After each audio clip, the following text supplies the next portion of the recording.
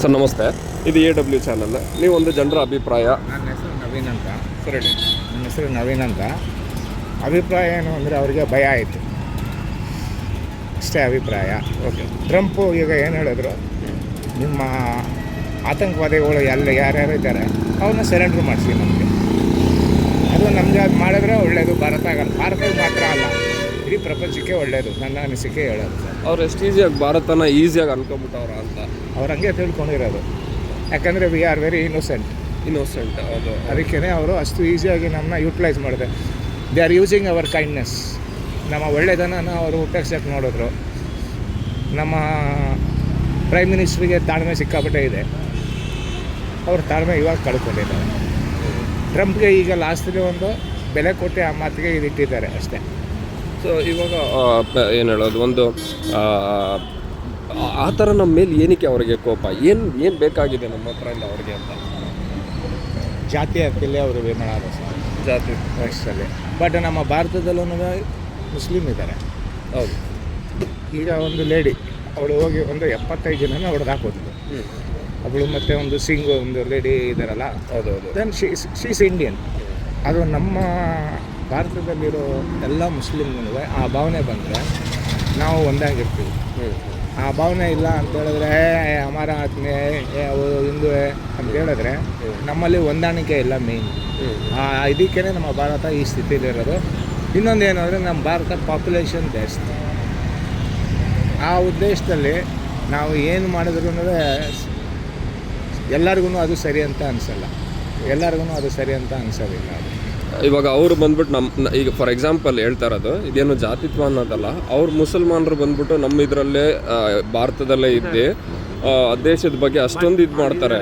ಪಾಕಿಸ್ತಾನಲ್ಲಿ ಆ ಥರ ಯಾವತ್ತಾದರೂ ಹಿಂದುತ್ವದ ಬಗ್ಗೆ ಏನಾದರೂ ಮಾಡಲ್ಲ. ನಾವು ಹಿಂದೂಗಳು ಇದ್ದಾರೆ, ಪಾಕಿಸ್ತಾನ ಹಿಂದೂಗಳು ಇದ್ದಾರೆ. ಬಟ್ ಅವ್ರನ್ನ ಎಷ್ಟು ಕೀಳಾಗಿ ನೋಡ್ತಾರೆ ಅಲ್ಲಿ.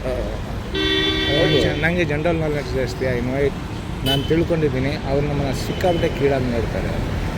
ಯಾಕಂದರೆ ಅಲ್ಲಿ ನಾವೇನು ಮಾಡೋಕ್ಕಾಗೋದಿಲ್ಲ ಅನ್ನೋ ಲೆಕ್ಕಾಚಾರ. ಯಾಕಂದರೆ ಅಲ್ಲಿ ಅವ್ರದ್ದೇ ಪಾಪ್ಯುಲೇಷನ್ ಜಾಸ್ತಿ. ಇಲ್ಲಿ ನಮ್ಮಲ್ಲಿ ಅದೇ ಆ ಥರ ನಾವು ಈ ಥರ ಬಿಟ್ಟಿದ್ದೀವಿ ಸರ್. ನಾವು ಅದಕ್ಕೇ they are using hour kindness year. ನಮ್ಮ ಒಳ್ಳೆತನೂ ಉಪಯೋಗಿಸ್ಕೋತಾ ಇದ್ದಾರೆ ಇಲ್ಲಿ ಅಷ್ಟೇ. ಇದನ್ನು ಏನಕ್ಕೆ ಮುಸಲ್ಮಾನರೆಲ್ಲ ನೋಡಲ್ಲ? ಅವರು ಇದೇ ಇಲಿಟ್ರೇಟ್ ಅಬ್ಸರ್ವ್ ಮಾಡಲ್ಲ. ಅವರು ಇಲಿಟ್ರೇಟ್, ಅವ್ರಿಗೆ ಅದು ಬೇಡ. ಅವ್ರಿಗೇನು ಬೇಕು, ನಾನಪ್ಪ ಅವ್ರಿಗೆ ನಾನು ಅಷ್ಟೇ, ಇನ್ನೇನು ಇಲ್ಲ ಸರ್. ಯಾಕೆಂದರೆ ಒಬ್ಬೊಬ್ರು ಬಂದ್ಬಿಟ್ಟು ಪಾಕಿಸ್ತಾನದ ಫ್ಲ್ಯಾಗ್ ಎತ್ತೋದು ಆ ಥರ ಎಲ್ಲ ಸಪೋರ್ಟ್ ಮಾಡಿರೋದು ನೋಡಿದೆ. ಸೊ ಅವ್ರಿಗೆ ಅದೆಲ್ಲ ಅನ್ಸಲ್ವಾ? ನಮ್ಮೂರವರು ಅಲ್ಲಿ ಇರ್ತಾರೆ. ಭಾರತ ಪೊಲಿಟಿಕ್ಸ್ ಸರಿಗಿಲ್ಲ sir. First of all little bit of corruption. ಇವಾಗ ನಾನೇನೆ ಫಾರ್ ಎಕ್ಸಾಂಪಲ್, ನಾನು ಪಾಕಿಸ್ತಾನ ಫ್ಲ್ಯಾಗ್ ಹಿಡ್ಕೊಂಡ್ರೆ ನನ್ನನ್ನು ಹೊರಗಡೆ ಕರ್ಕೊಂಡು ಹೋಗ್ತಾರೆ.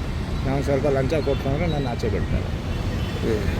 ನಮ್ಮ ಸರ್ಕಾರ ಒಬ್ಬರು ಸರಿಯಾಗಿದ್ದರೆ 5 ಬೆರಳು ಸಮ ಇಲ್ಲ. ಹೌದು.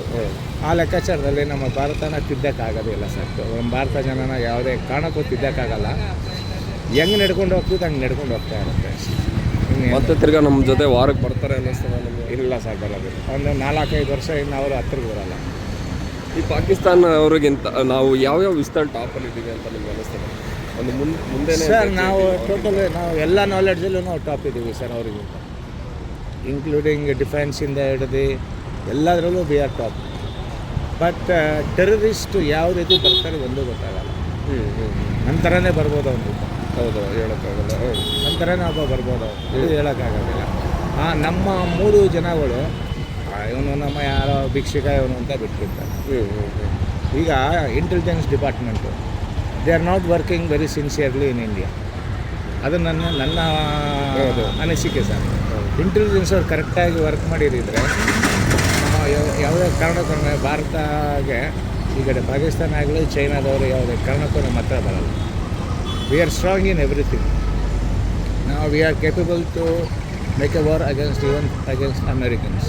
ಅಷ್ಟು ಕೆಪಾಸಿಟಿ ಇದೆ ನಮ್ಮಲ್ಲಿ. ಆವಾಗಲೇ ನಮ್ಮ ಅಟಲ್ ಬಿಹಾರಿ ವಾಜಪೇಯಿ, ಅಬ್ದುಲ್ ಕಲಾಂ ಅವರು ಸ್ಯಾಂಪಲ್ ತೋರಿಸಿದ್ರು. ಇಡೀ ಪ್ರಪಂಚನೇ ಬೆಚ್ಚಿಬಿಟ್ರು. ಅದನ್ನು ಕಂಟಿನ್ಯೂ ಮಾಡ್ತಾ ಇಲ್ಲ ಪಬ್ಲಿಕ್. ಹೌದು. ಅದನ್ನು ಕಂಟಿನ್ಯೂ ಮಾಡಿದಿದ್ರೆ ನಮ್ಮ ಜನಗಳು ಚೆನ್ನಾಗಿರೋರು. ನಮ್ಮ ಇನ್ನೊಂದೇನು ಅಂದರೆ ಹೇಳಿಕೆಯಲ್ಲಿ ನಾವು ಈ ಮಿಡಲ್ ಕ್ಲಾಸ್ ಪೀಪಲ್ಲು ಲೋ ಆಗಿ ಹೋಗ್ತಿದ್ದೀವಿ ಹೊರತು ನಾವು ಮೇಲೆ ಹೋಗ್ತಾ ಇಲ್ಲ. ನಾವು ಮೇಲೆ ಹೋದರೆ ಈ ಗೌರ್ಮೆಂಟ್ಗೆ ಎಷ್ಟು ಸಪೋರ್ಟ್ ಇರುತ್ತೆ ಸರ್? ಸರ್ ಖಂಡಿತವಾಗ್ಲೂ ತುಂಬ ಸಪೋರ್ಟ್ ಇರುತ್ತೆ ಸರ್. ಈಗ ನಮ್ಮ ಸರ್ಕಾರದವರು ಸೆಂಟ್ರಲಿಂದ ಚೆನ್ನಾಗಿ ಹೆಲ್ಪ್ ಮಾಡ್ತಾ ಇದ್ದಾರೆ. ಬಟ್ ನಮ್ಮ ಮೂಢ ಜನಗಳಿಗೆ ಅರ್ಥ ಆಗ್ತಾ ಇಲ್ಲ ಅಷ್ಟೇ. ಅರ್ಥ ಆಗ್ತಾ ಇಲ್ಲ ಅವರು. ಕರೆಕ್ಟ್. ಈ very low class, the slum people they sell their vote for 500 rupees for 1 day. 500 ರೂಪಾಯಿ ಒಂದು ದಿವಸಕ್ಕೆ ಮುಗಿದೋಯ್ತದು. ಅವರು ಅದನ್ನು 5 ವರ್ಷ ಗಂಟ 500 ರೂಪಾಯಿ ಕೊಟ್ಟು 5 ವರ್ಷಕ್ಕೆ ಅವರು ಒಂದು ಓಟ್ಗೆ ಅವರು ಕಮ್ಮಿ ಅಂದರೂ ನನ್ನ ಲೆಕ್ಕಾಚಾರದಲ್ಲಿ 50 ಲಕ್ಷ ರೂಪಾಯಿ ದುಡ್ಡು ಮಾಡ್ಕೊಡ್ತಾರೆ ಪೊಲಿಟಿಕಲ್. ಅದೇನೆ ನಮ್ಮ ಒಂದೇ ಒಂದು ಬೆರಳಲ್ಲಿ ಎಷ್ಟು ಪವರ್ ಇದೆ ಅನ್ನೋದು ನಮಗೆ ಯಾವಾಗ ತಿಳಿಯುತ್ತೆ ಅಂತ ಸರ್? ಅದು ಮೂಢ ಜನಗಳು ತಿಳ್ಕೊಳ್ಳಲ್ಲ sir. It depends because more is the casteism ಯಾವಾಗ ಭಾರತದಲ್ಲಿ ಆಚೆ ಹೋಗುತ್ತೆ, ಹಾಂ ಸರ್, ಆವಾಗ ಭಾರತ India will be number 1. Casteism ಹೋದಾಗ ಕಾಸ್ಟಿಸಮ್ ಹೋಗೋಕ್ಕೆ ಚಾನ್ಸೇ ಇಲ್ಲ. ಆ ಥರ ಒಂದು ಹೊಂದಾಣಿಕೆ ಆಗಲಿ ಇರಲ್ಲ ಎಲ್ಲರ ಹತ್ರ.